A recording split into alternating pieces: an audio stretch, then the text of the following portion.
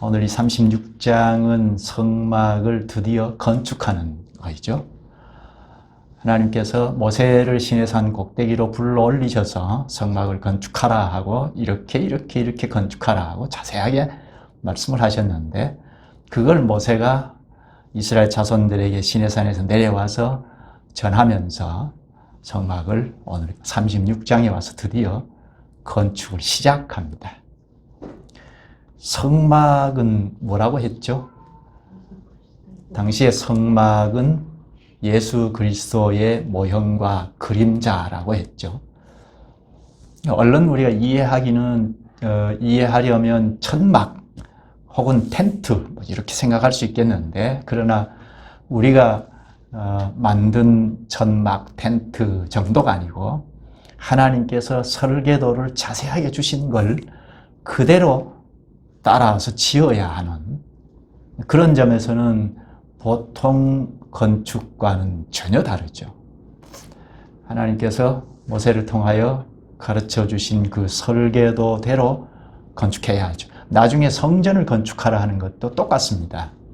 하나님께서 설계도를 주신 그 방식대로 오차 없이 건축해야, 거기에 이제 하나님께서 임재해 계시죠. 당시의 이스라엘 자손들, 당시의 교회원들과 함께 교제하고 이렇게 영광의 나라까지 데려가시기 위하여 당시에 예수 그리스도께서 오시기 이전이기 때문에 그리스도를 통하여 만나고 죄를 사해 주시고 또 인도해 가시고 그렇잖아요. 근데 당시에는 역사 위에 그리스도께서 오시기 이전이기 때문에 하나님께서 사진과 같은 것을 제시한 거죠. 성막 성전은 구약 당시의 예수 그리스도의 사진이라고 생각하면 됩니다. 근데 그건 그냥 찍은 사진 정도가 아니고 하나님께서 그 성막 혹은 성전을 통하여 자기 백성들을 불러 모으시고 죄를 사해 주시고 관계하시고 요렇게 하자 해서 데리고 가시는, 그 당시에 할 일을 마땅히 할 일을 행하게 하시고 그리고 영광의 나라까지 데려가시기 위하여 성막을 건축하라 하셨는데, 드디어 그 성막이 건축 시작이 되었다는 건 가슴 벅찬 일이죠. 얼마나 기뻤을까요? 당시 이스라엘 자손들이 성막을 이제 건축하기 시작하는 이 36장에 와서는 그 감격이 고스란히 배어 있는 것 같은데요. 그것을 좀 보겠습니다. 그런데 성막, 오늘 36장에는 성막 외곽만 짓거든요. 성막 골격, 텐트로 말하면 지붕, 이 틀만 지어요. 왜 이렇게 이 성막 외곽을 먼저 지을까? 그 안에 지성소가 있고 성소가 있고, 지성소 안에 법궤, 속죄소, 기물이 있잖아요. 그리고 성소에는 등대나 떡상이나 이런 것들을 먼저 만들지 않고, 하나님께서 모세를 불러 올리셔서 시내산 꼭대기에서 말씀하실 때는 순서상은, 순서가 그렇게 중요한 건 아닌데, 순서상은 이 법궤나 속죄소, 또 성소에 들어갈 떡상이나 등대, 이런 걸 먼저 만들라 하고 명령하셨거든요. 근데 모세가 내려와서 성막을 짓자 하고 시작할 때는 성막 그 골격을 먼저 지어가요. 오늘 36장에 그것이 나오거든요. 36장에서는 요 골격 요것만 짓는데요. 37장부터는 이제 그 안에 설치할 내용들을 하나씩 지어갑니다. 왜 성막 골격을 먼저 지었을까 생각할 점이죠. 생각하면서 말씀 듣겠습니다. 결론부터 좀 정해놓고 할까요? 성막 외곽을 먼저 짓는 게 왜일까? 우리 상식적으로 얼른 생각하면 이 외곽을, 텐트를 먼저 만들어 놓고 그 안에 들어갈 기물들을 만들면 이게 그 안에 들어갈 기물들이 노출이 안 되죠. 근데 기물들 먼저 이렇게 만들게 되면 노출이 되잖아요. 훼손되기 쉽고 오염되기 쉽죠. 이 점이 핵심이죠. 그러니까 보호하겠다 하는 거죠. 지성소에 들어갈 물, 기물, 성소에 들어갈 성구들을 다 보호하겠다, 보호해야겠다. 이 생각을 가지고 천막을 먼저 지었다 하는 것. 이게 핵심입니다. 오늘 36장의 말씀의 핵심이에요. 보호해야 하겠다 하는 것. 말미에 가서 좀 더 생각할 점을 말씀 듣겠습니다. 여기 앞에서 우리가 읽은 것처럼 본문 7절까지는 지난 30장에서 걸쳐져 있다고 했죠. 연결이 되어 있는데 먼저 전면에서 대표라 할 만한 기술자들을 먼저 선정을 하죠. 기술자 대표자가 누구이죠? 지난번에 배웠는데요. 누구죠? 브사렐과 오홀리압이 대표자가 되죠. 이 두 사람을 공적으로 일을 맡기게 됩니다. 감독자일지 대표자, 기술자들 중에 대표자라고 할 수 있습니다. 이 두 사람을 부르실 때 하나님께서 지난번에 좀 볼까요? 31장 3절부터 보면 여호와께서 하나님의 영을 그에게 충만하게 하여, 하나님의 영을 그에게 충만하게 하여 지혜와 총명과 지식과 여러 가지 재주로, 4절에는 정교한 일을 연구하여 금과 은과 노수로 만들게 하며, 이건 지난번에 보았죠. 이 두 사람에게 하나님의 영을 그에게 충만하게 하여, 먼저는 부사렐이라는 사람에게 하나님의 영을 충만하게 했다. 신약에 말하면 성령을 충만케 하셨다 이죠. 성령 하나님이 그 부사렐에게 충만케 하여 지혜와 총명과 지식과 여러 가지 재주로 정교한 일을 연구하여 금과 은과 노수로 만들게 했다. 성막을 제작할 때 여기 전면에서 대표자격으로 섬기는 부사렐에게 성령을 충만케 하여 지혜, 총명, 지식, 여러 가지 재주, 그리고 정교한 일을 연구하게 했다. 이건 오늘도 이 내용은 같죠. 이 정신은 같죠. 성령이 충만하게 되면 뭐가 될까? 여기 지혜와 총명, 지식, 여러 가지 재주가 발생이 된다는 겁니다. 이건 불신자들에게도 재능이 다 있죠. 그런데 여기에 교회에 들어와서 바로 쓰이는 것이 아니고 성령께서 지도하시고 나는 성령의 지도를 충만히 받는, 이게 성령 충만이라고 했죠. 성령 충만은 딴 거 생각하면 안 돼요. 성령 하나님께서 지배하신다는 거, 당연히 지배하시는데 우리가 그 지배를 받느냐 마느냐에 따라서 성령 충만하니 그렇게 되죠. 물론 성령께서 지배하실 때는 말씀으로 지배하시는데요. 말씀을 깨닫게 하시고 하시는데, 이렇게 지배를 받으면 우리가 지혜가 생긴다는 겁니다. 말씀이 들어온 만큼 우리가 지혜롭게 되죠. 이건 일반 은총하에 있는 세상 사람들의 지혜와는 다른 하나님 나라의 지혜가 생겨서 이것저것 하게 된다는 겁니다.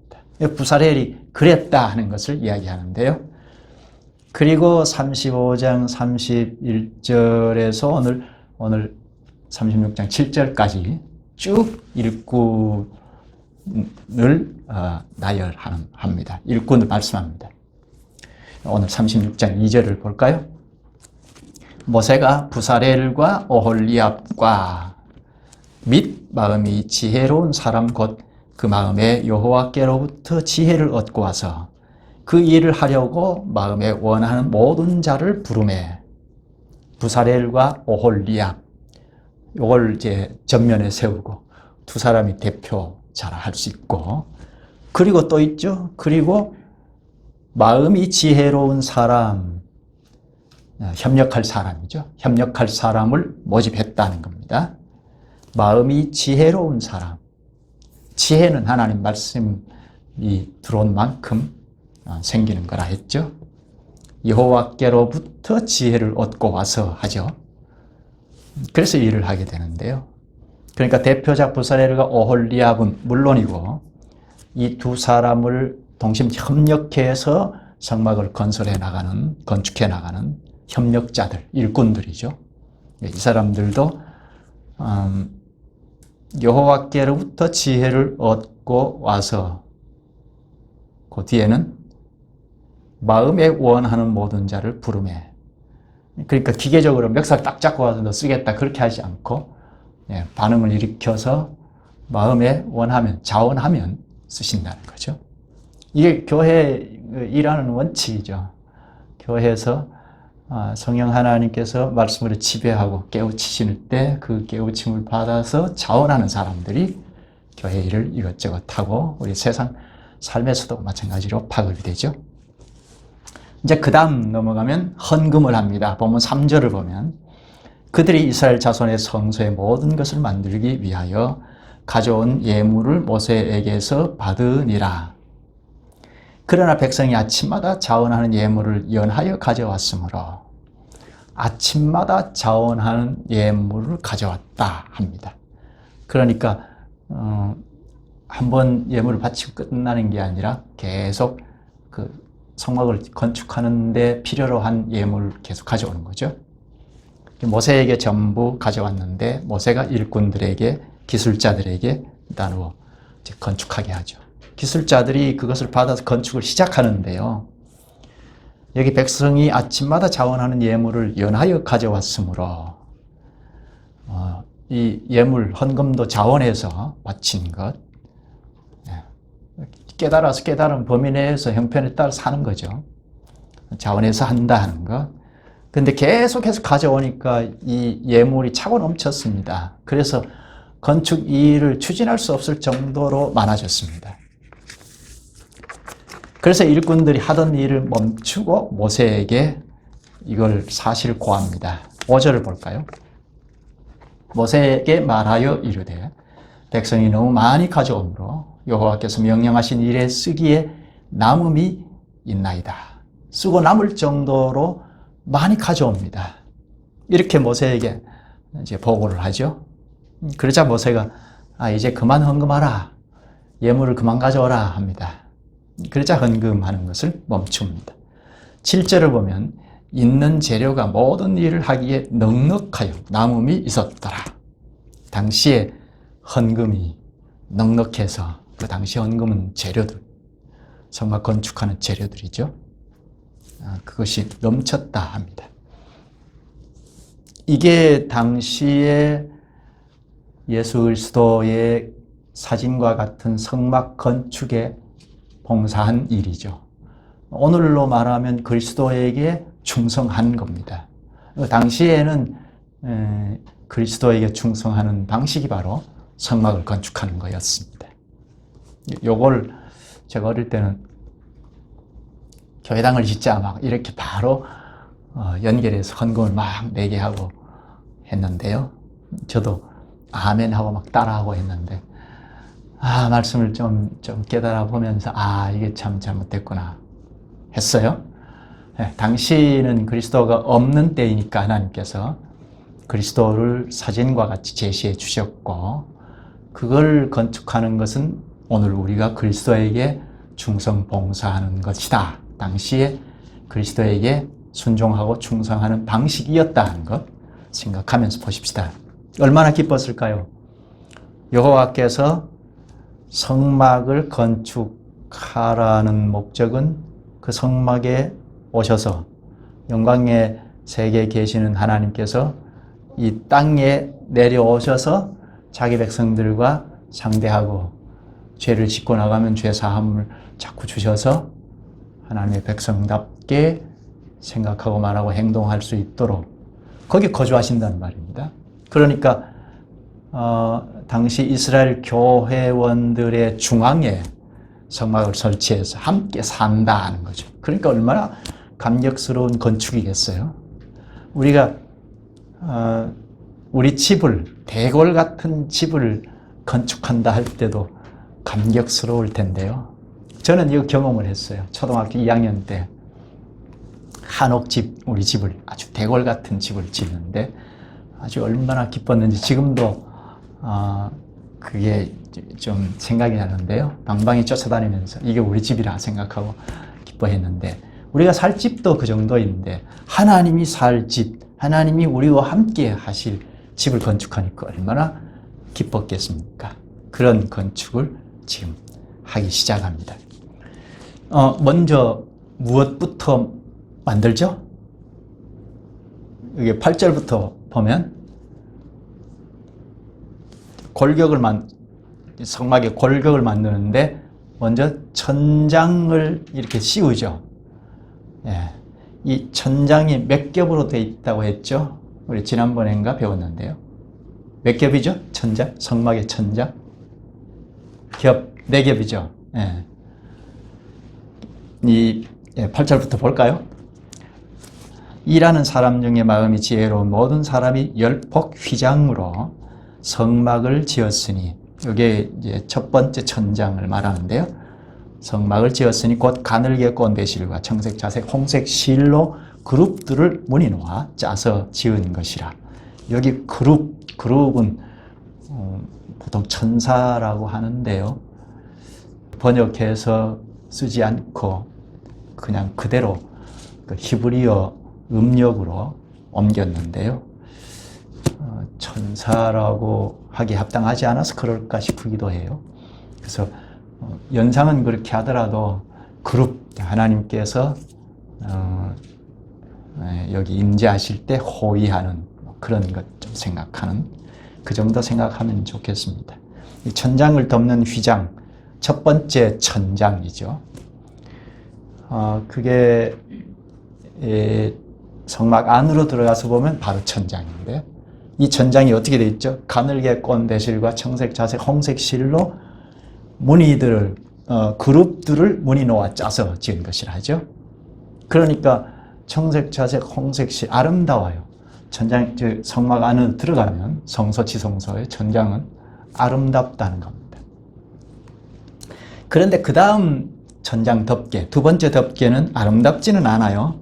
14절, 그 성막을 덮는 막 곧 휘장을 염소털로 만들되 11폭을 만들었으니, 두 번째 덮는 건 염소털이에요. 첫 번째는 아주 아름다운 것으로 수놓았고, 특히 그룹이 새겨져 있다는, 천사들이나 아무튼 그런 그룹이 새겨져 있다는 것인데, 두 번째 덮는 천장은 염소털로, 털이니까 좀 부드럽고 그런 점은 있겠지만, 그 다음에 세 번째는 우리가 이미 배웠죠. 세 번째 뭐죠? 19절에 보면 양 가죽으로 덮었습니다. 그리고 네 번째는 해달의 가죽으로 덮었습니다. 해달의 가죽으로. 그러니까 맨 바깥에는 해달의 가죽이죠. 그러니까 볼품은 별로 없었던 것 같아요. 이렇게 4겹으로 만들어서 덮었는데, 그래서 성막 안으로 들어가면 깜깜해요. 등대가 없으면, 빛이 없으면 깜깜해요. 이건 철저하게 보호가 된다는 겁니다. 성막 안으로 들어가면 성소가 있고, 그 다음에 이제 맨 안쪽에 방인 지성소가 있죠. 거기에 법궤가 있고, 법궤 뚜껑과 같은 속죄소가 있고, 거기에 하나님이 임재하시죠. 그러니까 하나님의 보호자, 지상의 하나님의 보호자가 성막 안에 있죠. 그러니까 그걸 완전히 보호하도록 지은 것을 알 수 있죠. 이 성막 지붕을 덮는 것도 4겹으로 덮었던 걸 보면 철저하게 보호하겠다는 거죠. 이 성막이 이 우주의 중심이라 하는 걸 몇 시간 전에 생각을 했죠. 성막은 하나님께서 지성소에 임재해 계시기 때문에 우주에서 중심이 어디냐 할 때 성막이었다는 겁니다. 나중에 건물 성전을 지을 때도 성전이 우주의 중심이었다 하는 겁니다. 그건 성막 자체는 예수 그리스도의 모형, 그림자라고 했으니까 오늘날 그리스도가 중심이잖아요. 그리스도가 우주의 중심이죠. 당시에는 성막이 우주의 중심이었다 하는 겁니다. 그런데 안쪽으로 들어갈수록 상대적으로 가치 있는 것으로 만들었다. 휘장 하나를 보더라도 맨 안쪽 천장은 아름답게 수놓고 그룹을 새겨놓고 했다는 겁니다. 점점 바깥으로 나올수록 상대적으로 덜 아름다운 것으로 했다 하는 것. 이걸 좀 생각해야겠고, 그 다음에 휘장뿐만 아니라 성막을 출입하는 것도 사람들이 출입할 때 차별을 뒀어요. 이스라엘 교회원들은 성막들까지 들어갈 수 있었죠. 그것도 죄를 사함받기 위해서 제물을 가지고 제사하러 들어갈 때 성막들까지, 번제단 앞에까지 갈 수 있었어요. 그러나 그 번제단 또 혹은 물두멍을 만질 수는 없었어요. 그거는 제사장들만 만질 수 있었어요. 제사장들이 여기 성구, 물두멍이나 번제단 이걸 빼고 성막 안으로 설치도 하고 하잖아요. 여기에 제사장들이 할 수 있었어요. 레위인들이 할 수 있었어요. 그런데 이 레위인들도 성소에, 지성소에 기물들을 다 설치한 다음에는 볼 수도 없었죠. 들어갈 수 없었으니까. 들어가서 보고 만지고 하는 것은 제사장들만 할 수 있었죠. 그리고 지성소에는 대제사장만, 그것도 1년에 한 차례만 들어갈 수 있었죠. 이렇게 성막을 접근하는데도 차별을 뒀다 하는 것은 성막이 중심이라 하는 겁니다. 기구를 만들 때도 마찬가지이고, 거기에 여호와께서 제일 깊숙한 곳인 지성소에 강림하셨기 때문에 여호와 하나님께서 중심이죠. 그 성막은 예수 그리스도의 사진이니까 중심이죠. 그래서 이스라엘 백성들이 성막을 이렇게 볼 때 우주의 중심이다 할 만했던 겁니다. 성막 중심 생활을 했던 거죠. 이렇게 성막 천장을 다 덮은 다음에 그 다음에 성막 뼈대를 만듭니다. 골격이죠. 뼈대인 널판, 기둥을 만듭니다. 보면 20절을 보면 그가 또 조각목으로 성막에 세울 널판들을 만들었으니, 조각목은 우리가 쉽게 이해하려면 아카시아 나무 비슷하지 않을까 그렇게 보는데요. 아카시아 나무 종류로 성막을 세울 널판을 만들었습니다. 34절을 보면 널판을 전부 금으로 입혔다고 합니다. 성막 안쪽에 들어가는 금으로 입혔습니다. 그 다음에 널판 위아래에는 26절을 보면 은으로 받침을 만들어 받쳤다고 합니다. 이 성막이 직사각형이죠. 직사각형이니까 위쪽 아래쪽 이 가로로 길쭉한 여기는 그러니까 출입구는 항상 직사각형의 오른쪽 동쪽을 향해 있다고 보면 좋겠고, 출입구는 동쪽을 향해 있고, 그러면 출입구에 들어가서 맨 안쪽은 지성소가 있다고 하면 이해가 좀 쉽겠습니다. 길쭉한 쪽, 요게 남쪽, 북쪽. 그러니까 출입구가 동쪽이니까 지성소가 있는 데는 서쪽이고, 그리고 남쪽, 북쪽은 좀 길죠. 기니까 기둥 20개, 남쪽에도 북쪽에도 20개 기둥을 세웠다고 합니다. 그 이상 이해하기 참 어려워요. 어려운 말이기도 하고 해서. 그리고 출입구에는 기둥을 좀 따로 세우고 5개 정도 세우고, 안쪽에 서쪽에 또 따로 세우고 한 8개 정도 세웠다고 하는데요. 그런 정도로 좀 이해하면 좋겠습니다. 이 기둥을 세워야 잘 버티고 서 있을 수 있죠.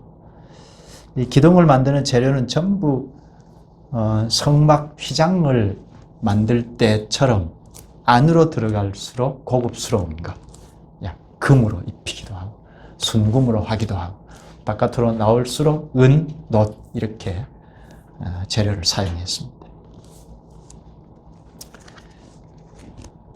오늘 본문은 이렇게 그려볼 수 있습니다.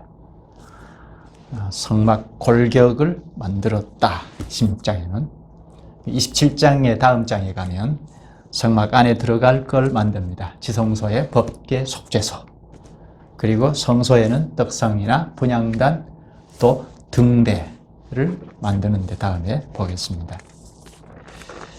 성막이 무엇이라고 했죠? 성막, 얼른 우리가 반복해서 생각할 수 있었던 건 우주의 중심이다 하는 것. 여호와께서 우주의 중심인 지성소에 계시니까 거기에 임재하셔서 이스라엘 백성들과 함께 사신다 하는 그걸 볼 수가 있고, 당시 언약민인 이스라엘 자손들과 함께 사시면서 이렇게 하자 저렇게 하자 하고 이렇게 보호하시고 인도해 나가시는, 그걸 생각할 수 있겠고, 그리고 이 성막이 에덴 동산의 모습과 흡사해요. 그래서 에덴 동산을 상징한다 하는데요.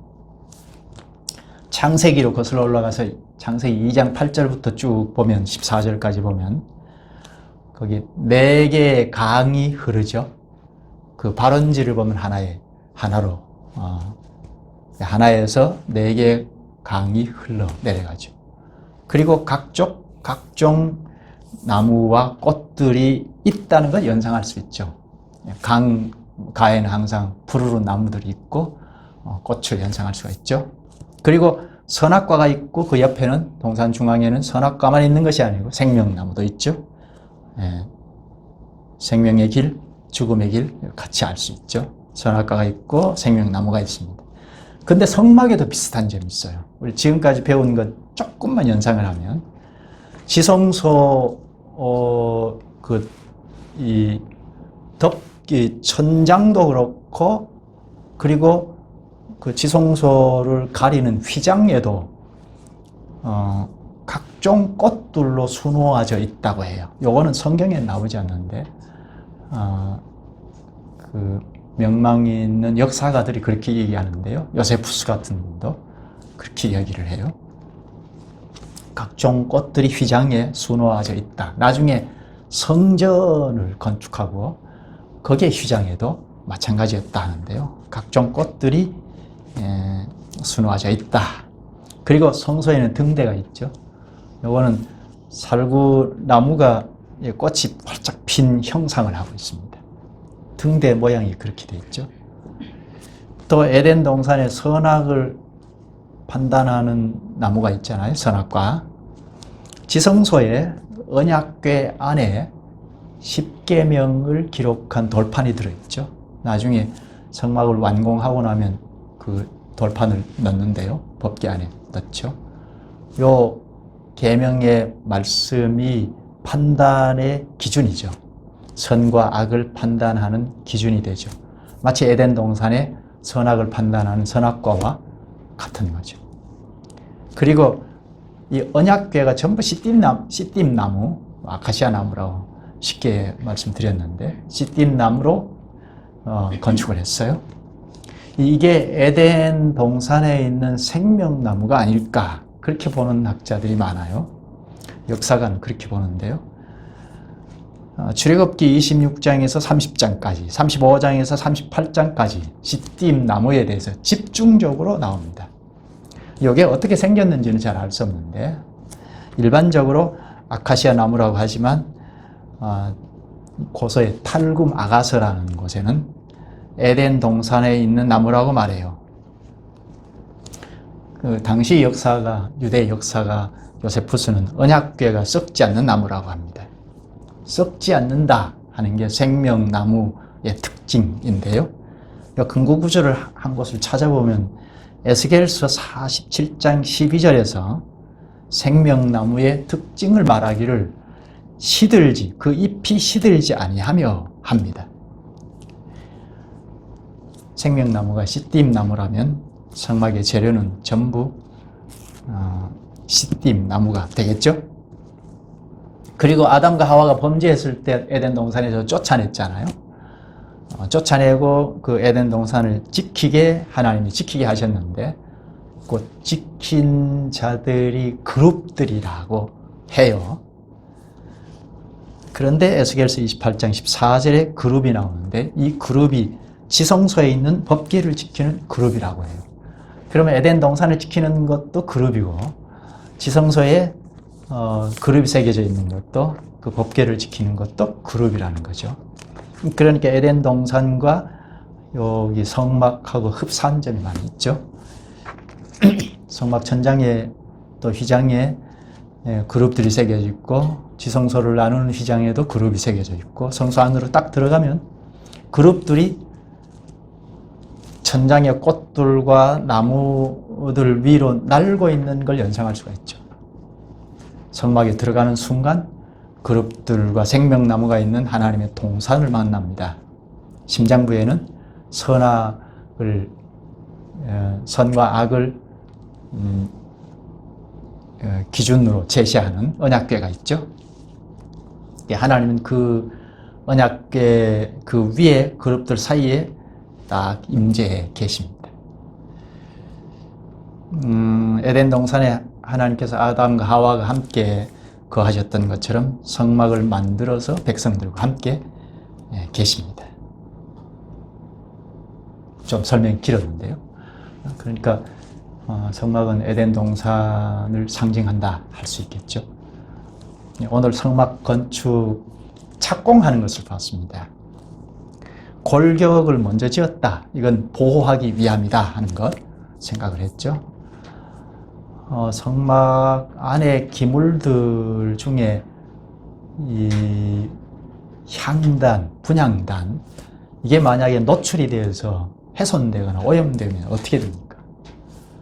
또 향단은 성도들의 기도라 하거든요. 요한계시록 5장 8절에 보면 향은 성도들의 기도라 했는데요. 당시에. 그러면 분향단이 노출이 되면 기도가 오염이 되겠죠? 네. 기도가 오염이 되면 어떻게 될까요? 분향단이 훼손이 되어서 그러면 기도도 훼손이 되겠죠. 구약의 백성들의 기도가 훼손이 되면 불신자들이 기도하는 것하고 똑같죠. 불신자들도 기도하잖아요. 오늘 우리도 기도가 훼손되니까 중언부언하는 기도를 하잖아요. 예수님께서 말씀하셨죠.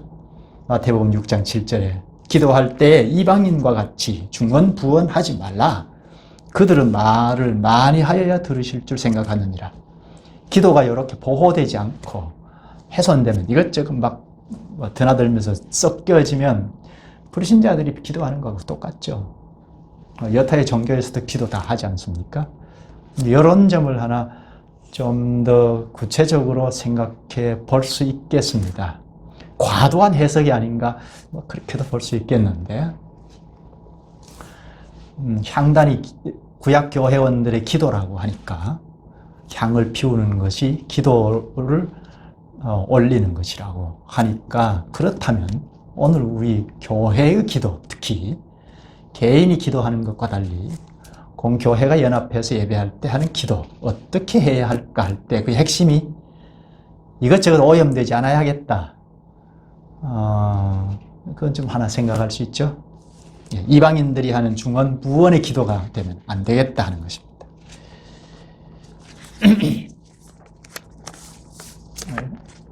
또 마지막으로 하나 꼭 생각할 것은 법궤가 거기에 있죠. 법궤 안에 계명의 돌판이 있다 하는 건 이 계명의 말씀, 하나님 말씀이죠. 당시에 이 말씀이 판단 기준이 되었죠. 선, 악, 분별하고 판단하는 기준이 되었죠. 오늘날에도 주께서 하신 말씀이 판단 기준이다 하는 것 크게 가르치죠. 기도하시죠. 자비하신 주님, 주님께서 성막을 지으라 하신 말씀을 순종하여 성막 골격부터 만든 것을 오늘 저희도 배웠습니다. 골격부터 만든 건 당시 하나님 주신 향단이나 법궤 등을 보호하여 성도들의 기도에 향이 훼손되지 않게 하려는 것이 없나이다. 이처럼 오늘 우리 교회의 기도 역시 훼손되지 않게 하려는 저희의 자세가 필요하고 주님과 대화하는 기도가 오염이 되어 그저 불신자들이 하는 중언 부언의 기도가 되지 않을지, 내 뜻을 관철하는 일방적인 기도가 되어 주님의 마음을 아프게 하는 불신자 같은 기도가 되지 않게 성령 하나님께서 늘 가르쳐 주시옵소서. 또한 법궤 안에 계명의 말씀으로 당시 교회를 통치하시는 주님, 오늘 저희도 말씀의 법으로 통치하시는 주님을 늘 의지하고 따르게 하시옵소서. 선악의 판단 기준이 주님의 말씀인 것을 늘 인식하고 말씀이 오염되거나 훼손되지 않고 늘 주께서 지켜주시기를 구하며 저희를 주장하시옵소서. 예수님 이름으로 기도하옵나이다. 아멘.